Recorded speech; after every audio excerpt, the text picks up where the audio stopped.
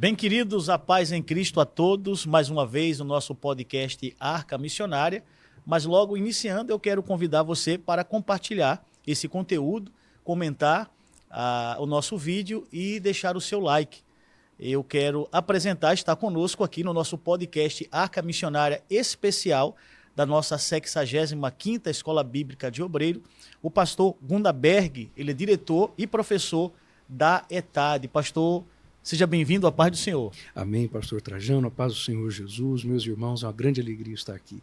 É importante frisar para você que está a assistir, o pastor Gundaberg, ele foi um dos palestrantes aqui da nossa escola bíblica.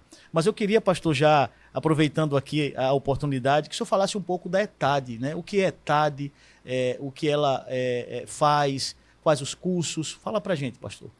ETAD significa Escola de Educação Teológica das Assembleias de Deus. Não foi o primeiro seminário das Assembleias de Deus no Brasil. Antes nós já tivemos a história muito abençoada do IBAD, seminários também outros fundados por missionários americanos nos anos 50 e 60, mas a ETAD foi o primeiro seminário, a primeira escola bíblica reconhecida pela nossa Convenção Nacional, ainda lá nos anos 1979.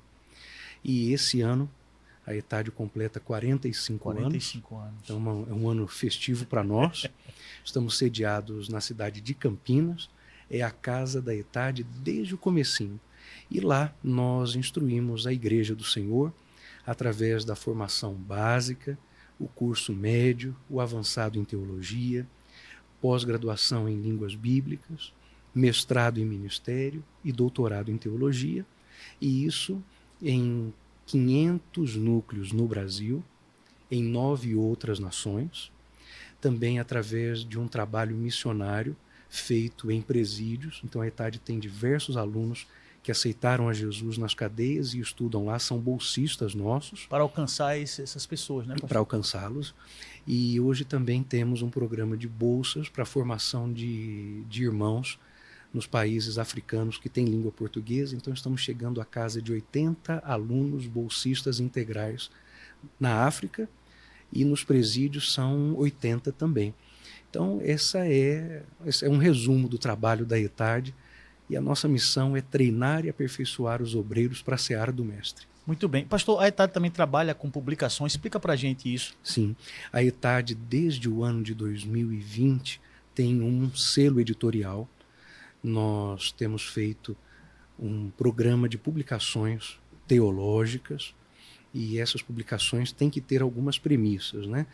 Ainda que seja um livro muito bom, mas não atenda a uma dessas premissas, aí nós preferimos não publicar. Então precisa, isso é fundamental e negociável, tomar a palavra de Deus como regra única de fé e conduta, e nesse caso não tem livro que possa ser bom se não for. Então essa é a premissa áurea e a básica, né? Sim, senhor. Tem que ser de autor pentecostal, tem que crer na atualidade dos dons, precisa advogar o livre-arbítrio e o arrebatamento da igreja antes da grande tribulação. Com esse colégio de critérios, nós temos feito publicações de autores nacionais e internacionais e oferecemos esse material à Igreja do Senhor, aos nossos alunos.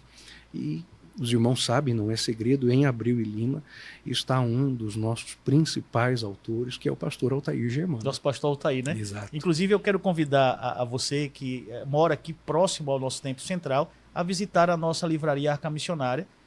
Você vai encontrar as obras, né, do selo editorial da ETAD, do nosso pastor Altair Germano. Está até aí na câmera aberta, né? A Sã Doutrina e o Método Hermenêutico.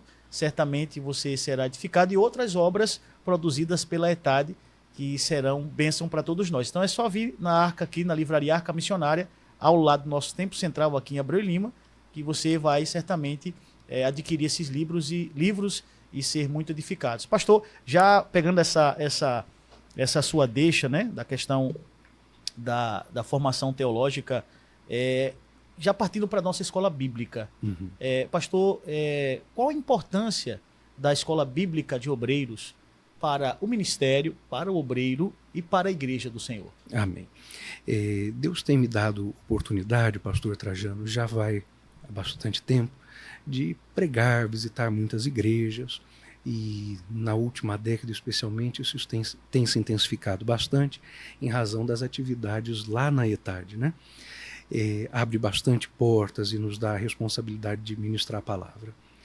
E eu observo o seguinte: como obreiro, eu não consigo encontrar um ambiente melhor para ser edificado, para apanhar, para ter as orelhas puxadas do que uma escola bíblica de obreiro. Então o ambiente já favorece isso? Já favorece muito. E o que fica de grande desafio numa escola como essa é que os nossos obreiros não venham pela motivação. Eu vou até usar uma palavra que anda muito em voga nas redes sociais, né? Que é ativação. Olha, eu vou lá para uma ativação espiritual, para uma ativação ministerial. Não, não é para isso. Nós não viemos aqui para uma motivação.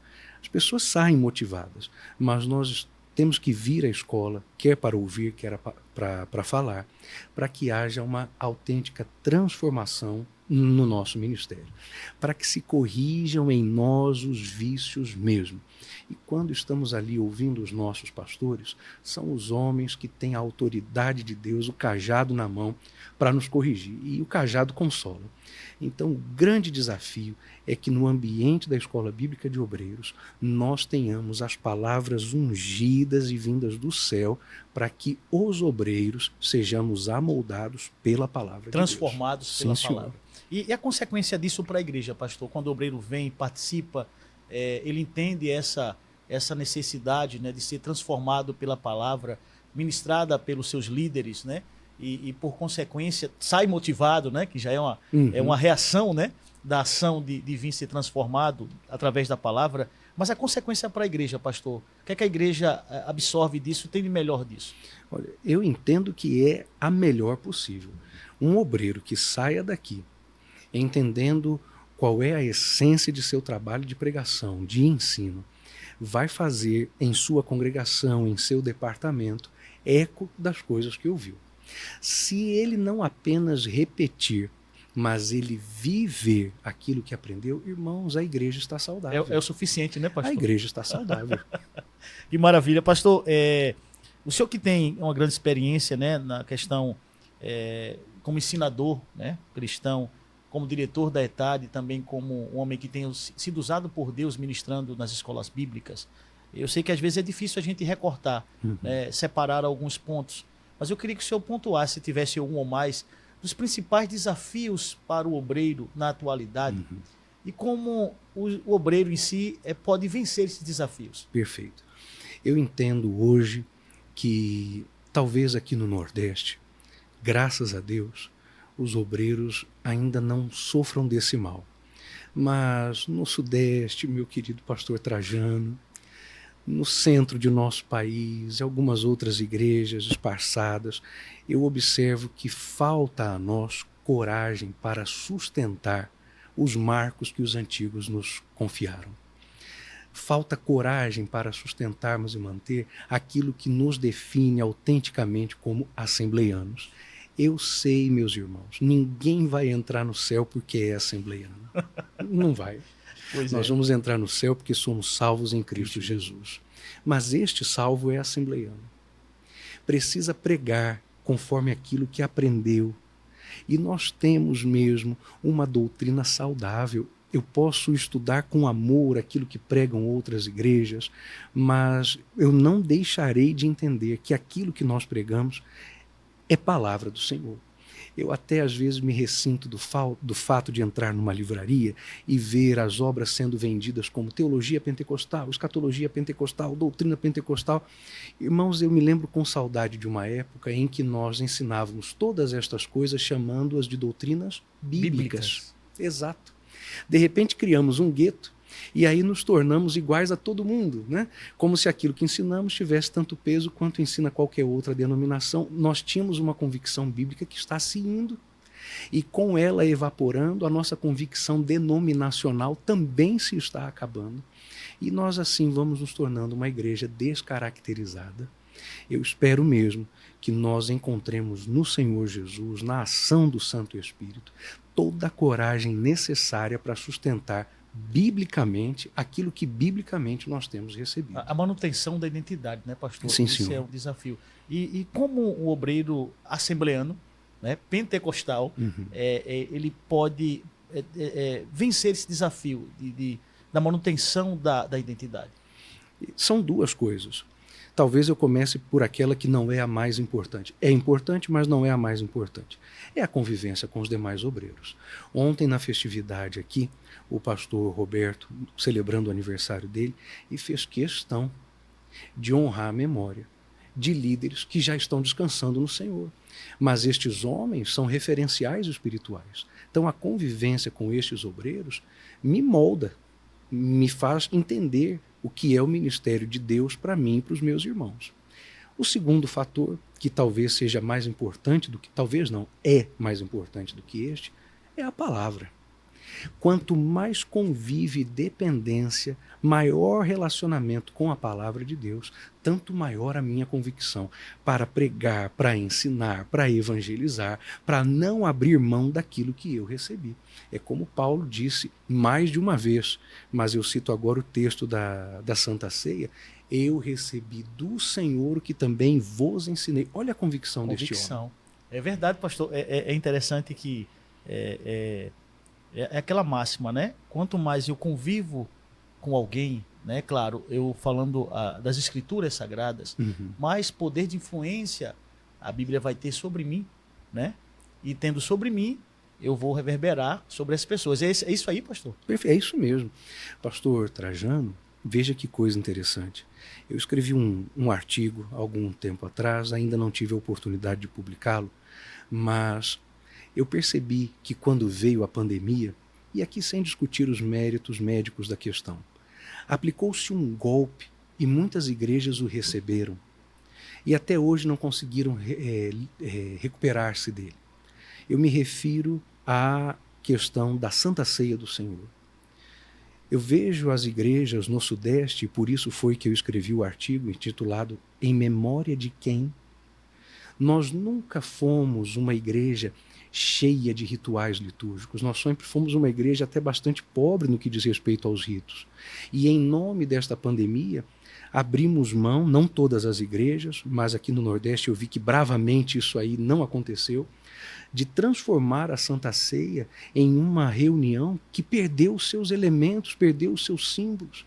Nós estávamos acostumados a comer do pão partido da mão dos nossos pastores. Um momento solene, né, pastor? Solene. Eu acho que até o próprio termo, o senhor, claro, né, é mestre nisso, acho que é anamnese. Sim, né? A questão sim. de trazer à memória, né, um referencial do passado, vivenciá-lo hoje, com expectativa no futuro. Exato. O senhor acha que esse advento da pandemia fez com que... Fez, porque agora eu tomo ceia na minha igrejinha, num copinho, com um suco e uma coisa em cima que não é pão, parece um salgadinho frito. Foi-se embora a liturgia.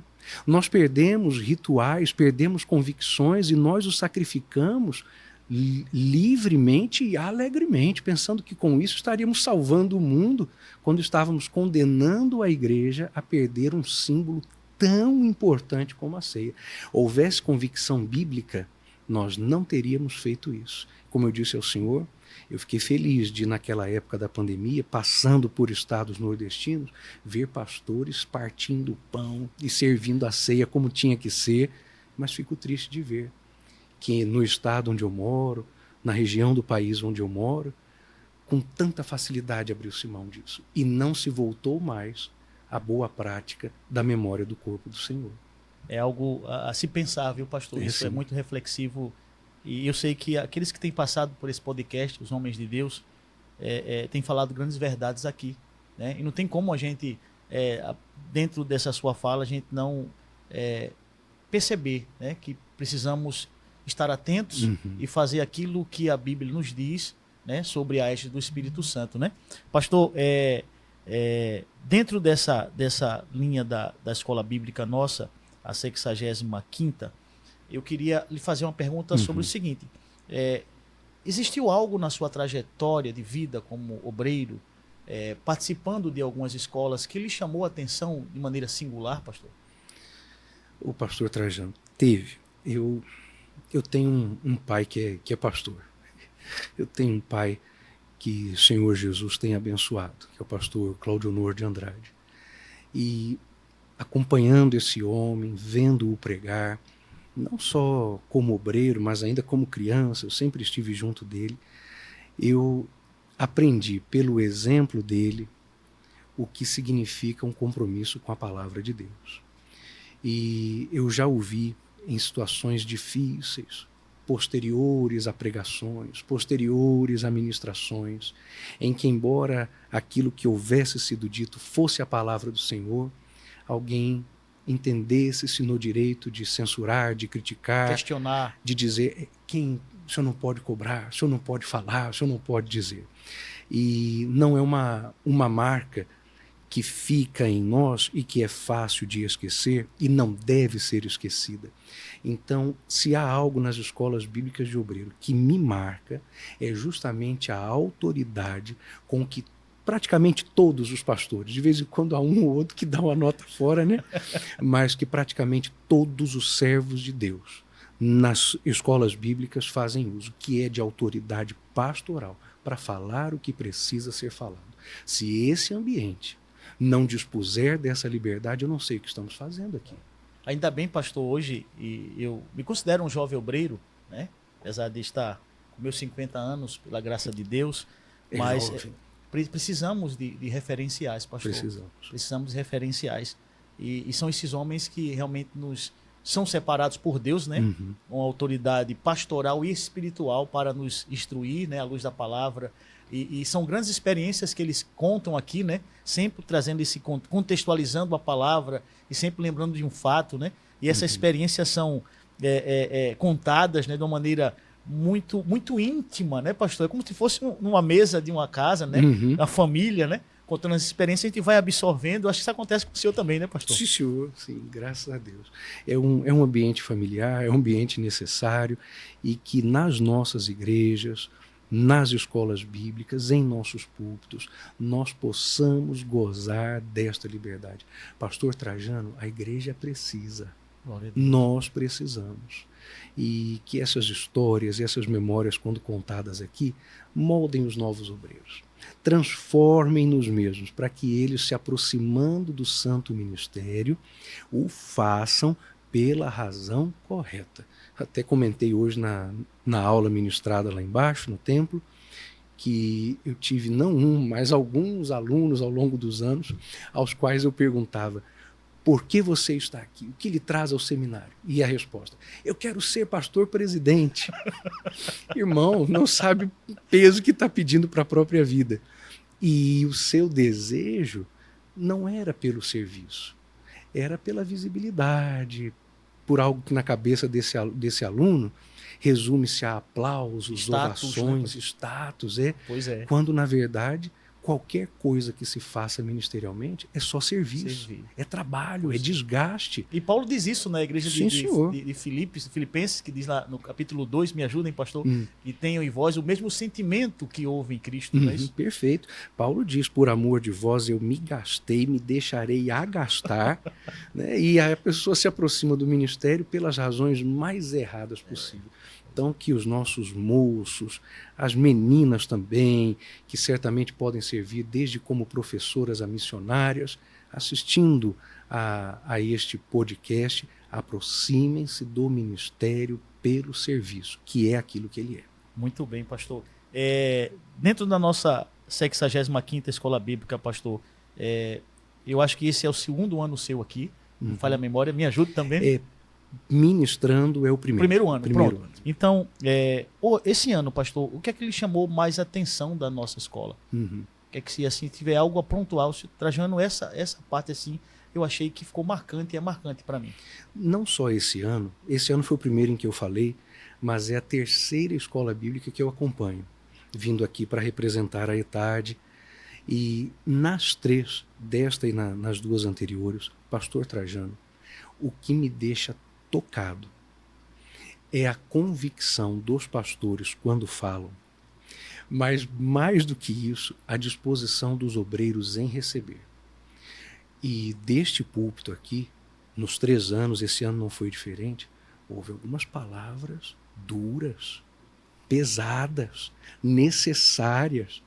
E eu vi no rosto dos meus irmãos o que significa a tua vara e o teu cajado me consolam. Aleluia. Porque ao mesmo tempo em que todos nós ali apanhamos, ficamos felizes. Glória a Deus. Temos aquela certeza de que estamos sendo repreendidos porque somos amados pelo Senhor.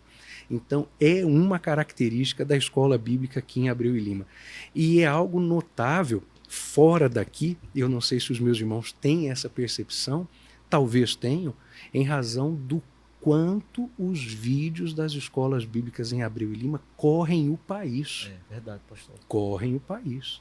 Eu recebi ontem mensagem de irmãos lá do Rio Grande do Sul, dizendo, olha, estamos aqui vendo a escola bíblica, um estado que está debaixo de tanta calamidade. Isso. Houve tempo e houve conforto no coração daqueles irmãos em acompanhar a transmissão aqui. Ontem e hoje também já recebi algumas mensagens de irmãos de outros estados.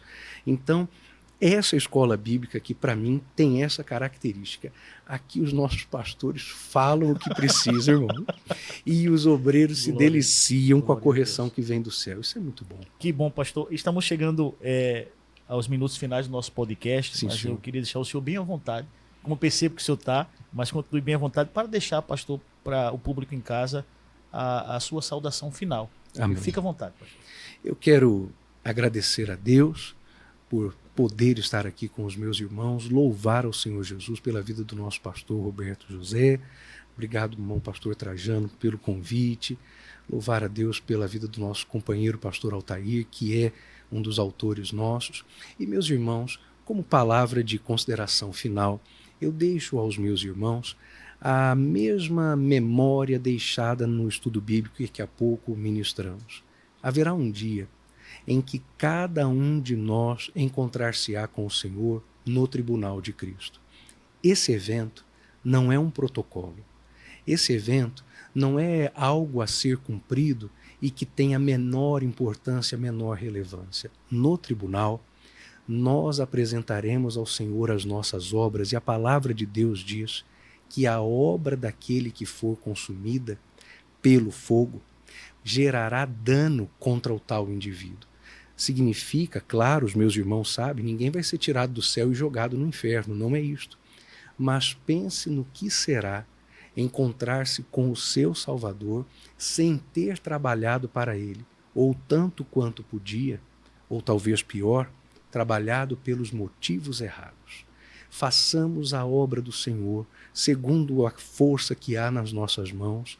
Gloriemo-nos, como disse Paulo, na nossa fraqueza, porque o Deus e Pai de nosso Senhor Jesus Cristo conhece a nossa sinceridade, mas preparemos, não é só para entrar no céu, mas para estarmos diante do Cordeiro de Deus quando no tribunal de Cristo. Não é um evento pouco, um evento desimportante, nós seremos constrangidos pelos olhos de fogo do Senhor. Preparemo-nos para isto, em nome do Senhor Jesus. Pastor Gunnar, muito obrigado, viu, por sua Amém, participação. pastor Trajano. Que honra nossa, viu? Amém, minha alegria. Que está aí, ó, que tem ouvidos, ouça o que o Espírito diz à igreja. Um podcast muito edificante para todos nós. Eu quero convidar você, antes de encerrarmos aqui, para assistir na íntegra a mensagem ministrada pelo nosso pastor aqui na nossa Escola Bíblica de Obreiros, viu? Não deixe aí de clicar, assim que encerrar aqui, já para assistir essa mensagem bem edificante para a sua vida, para a glória do nosso Deus. Muito obrigado pela sua participação. Comente, né, o nosso vídeo, deixe o seu like e compartilhe para que vidas continuem sendo edificadas e abençoadas em nome de Jesus. A paz em Cristo a todos. Que o conhecimento é capaz de mudar a vida de quem lê, a gente já sabe. E que livro você pode comprar em qualquer livraria. Mas nós transformamos 100% do nosso lucro em mudança de vidas, através da ação social, evangelismo e missões. Ao adquirir qualquer um de nossos produtos, seja presencial ou à distância, você está investindo em alguém. Na próxima vez que você for comprar livros ou artigos evangélicos, não vá em qualquer lugar. Vá na Livraria Arca Missionária. Uma nova história começa quando você compra aqui.